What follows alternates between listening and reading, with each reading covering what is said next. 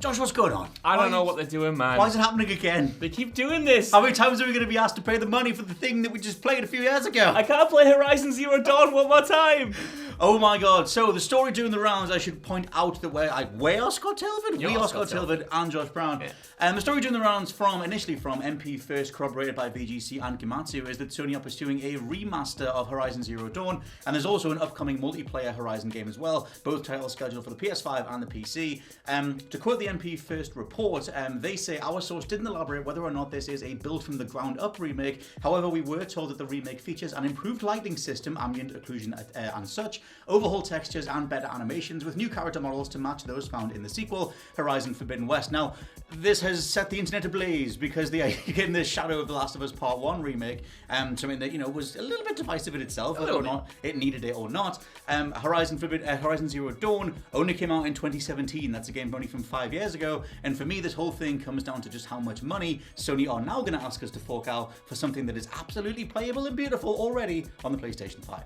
Yes, Scott. I mean, obviously, when I first saw this news last night, my initial reaction was, why? Oh. But I was kind of thinking about it more and thinking about Sony's approach to remasters and remakes over the past few years. And to be honest, that's kind of been my response to a lot of them. Right. Like, I completely forgot that Uncharted 4 and Uncharted Lost Legacy got a remastered edition for PS5 earlier this year because I simply didn't pay it no mind, which is the exact opposite of what I did when they announced The Last of Us remastered, back in 2014. That felt like a big thing, and it felt like a worthwhile thing, obviously, because that game otherwise would have been, confined to the PS3, kind of like Metal Gear Solid 4, Guns and Games the that actually Patriots would do right with an now. update, yeah. Yeah, 100%. But yeah, the thing with Horizon specifically is I'm not offended by them doing this remaster. I'm not really that necessarily up in arms about it. It's just a game that I don't even think needs it. Before Forbidden West came out earlier this year, I went back to Zero Dawn thinking it might have aged, thinking, I might not enjoy it as much as I did back in 2017.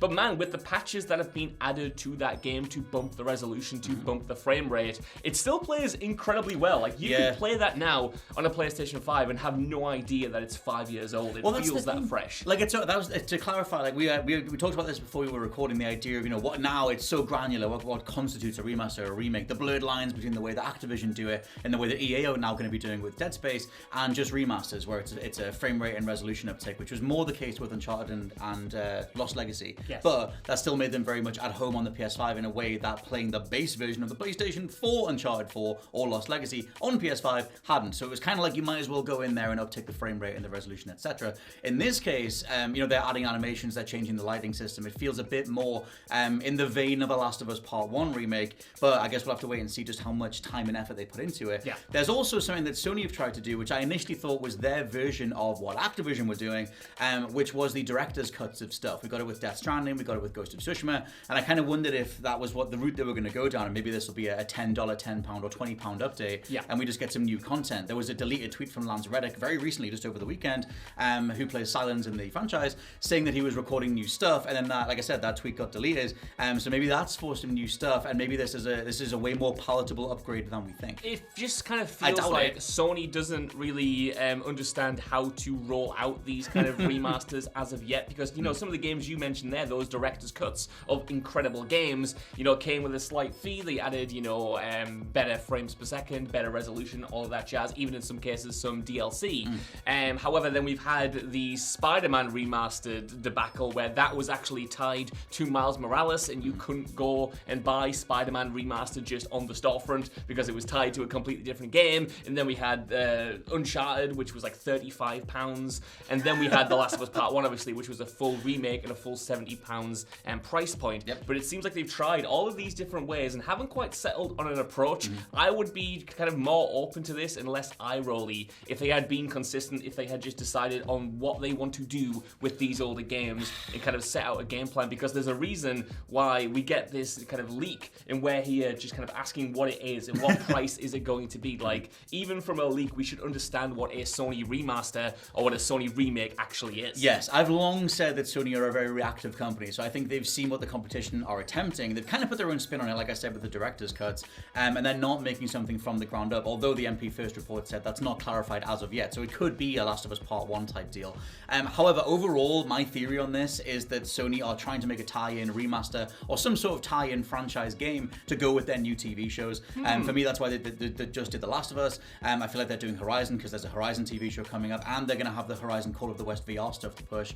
And then going forward, I'm just going to call it right now, I think the next one of these will be Ghost of Tsushima. Now, that's a game that already had a director's cut, but it's a game that's going to have a TV show, and then to them, you might as well do a bunch of new animations and new lighting effects and everything, and then charge a premium price point for it again. Here's the thing. That, to me, would be insane. Yes. But also, what would be insane to me is remaking The Last of Us only 9 years after it came out, and remastering Horizon Zero Dawn announcing only 5 PSVR years 2 after it came out. On a blog post. Nah, that was amazing. That was incredible. Best news of the year.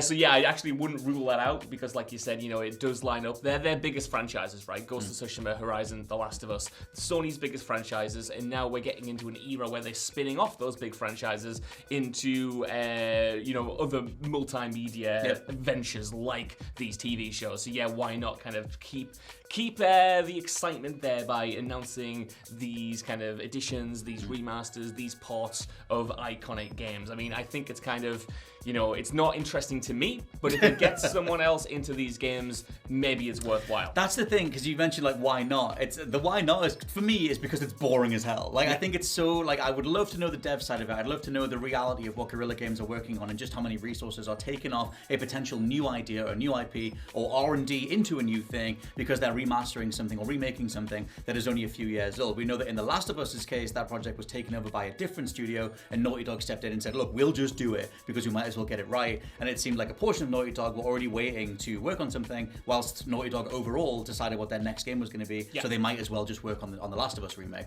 Whether that makes it a one-off or it becomes the new go-to example to follow is what we're right in the middle of right now. I feel like Naughty Dog are very much the spearhead of Sony overall. So many games, so many franchises, even God of War started doing Last of Us style thematics and tone and over-the-shoulder cameras and slow-walking segments, etc.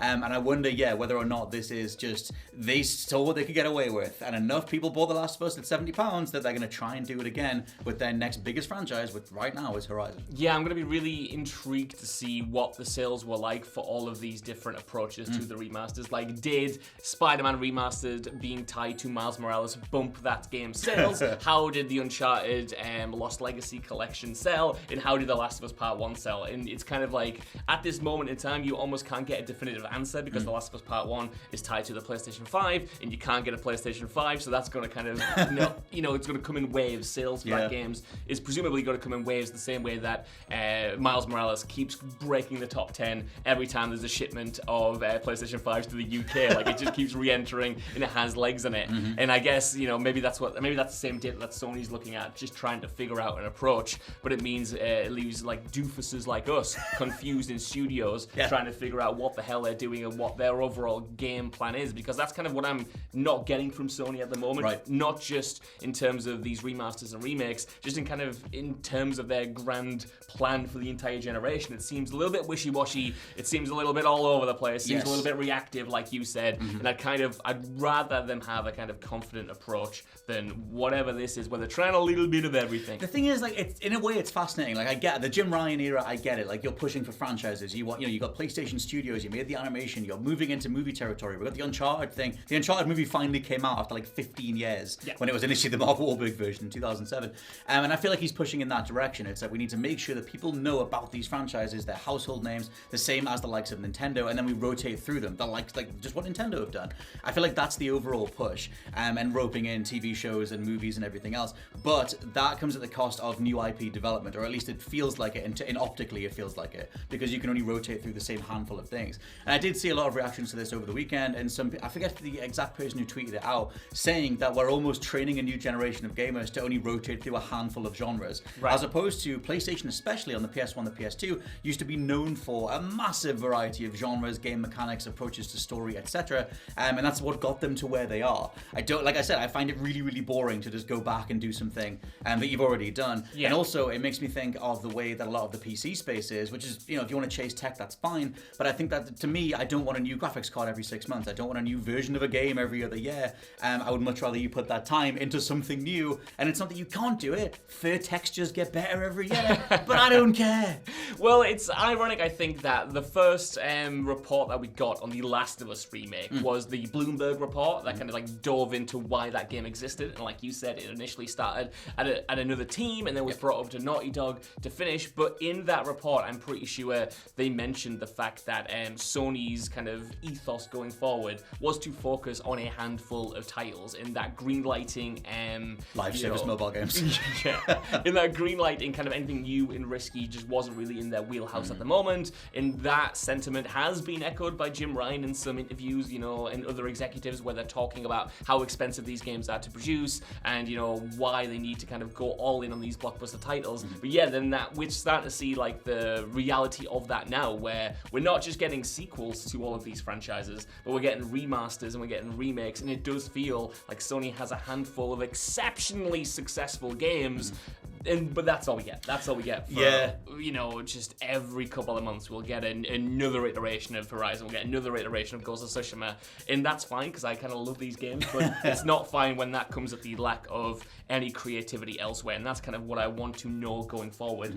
When it comes to remastering Horizon Zero Dawn, what resources does that project take away from potentially a new IP? I feel like overall, it's like this whole sort of war on originality that we've got across the board. I feel like Hollywood's the worst for it. I did see a tweet doing the rounds over the weekend, just pointing to the likes of Smile, just saying that, look, that had the same budget as Black Phone. Horror fans will know what I'm talking about. Go subscribe to What Culture Horror. But in terms of a new IP or a new original movie doing very well at the box office, and even the likes of Top Gun Maverick, that's a very like original style story about an aging character. Yes, it's tied to a franchise, but it feels fresh and new and worthwhile. I feel like audiences are screaming for originality, and I feel like we get very tired and exhausted by going, well, you liked that before, do you want it again? Like having the same meal over and over and over again. I love chicken nuggets, but I want them every day. I do, but I also don't want to play Horizon Zero Dawn over and over again. And I was talking to you before we started filming, and I will level with everyone watching this. I don't know whether I'm a hypocrite, because I did go out and buy Spider-Man Remastered as soon as I could, because I wanted to play that game again. And maybe it's just because I don't want to play Horizon Zero Dawn again that I'm so down in it. I don't know. Maybe that's kind of what Sony is banking on. They're banking on like the most hardcore fans of these franchises picking up these games again, and then maybe not even for everyone. They know that not everyone is going to rush out and buy Zero Dawn again, but for the diehards who want exactly what you don't want, which is kind of that granular update, the better ear cartilage, the better hair effects, and like they will buy into that stuff. Maybe we are getting into a realm of gaming where it's becoming a little bit more niche with these projects and a little bit more catering towards the hardcore, and I don't know whether that's good or bad. I'm just kind of hypothesizing. No, there's definitely a wing of gaming that's been steering into that for the last few years. The likes of Digital Foundry getting so big by doing side-by-side comparisons. That side of gaming is something that I can appreciate and I can watch after I've played through something and gone, cool, the light shines through the ear cartilage. Look at all that ambient occlusion. But like, overall, that's not a direction that I personally care about when it comes to gaming. The whole idea of comparing eyelids or whatever it is and just going like, well, look, the iris is more detailed if you zoom in enough in the photo mode. Like, what have we become, Josh? I love that stuff. Whenever we have become, I want to become it. It's him and Tyler. Let us know what you think down in the comments below of the idea of a Horizon Zero Dawn remaster / remake. We'll find out, and what do you want to see in it. For now, I've been Scott from WhatCulture.com. I've been Josh from WhatCulture.com. Oh dear God, save us, and goodbye. Bye-bye.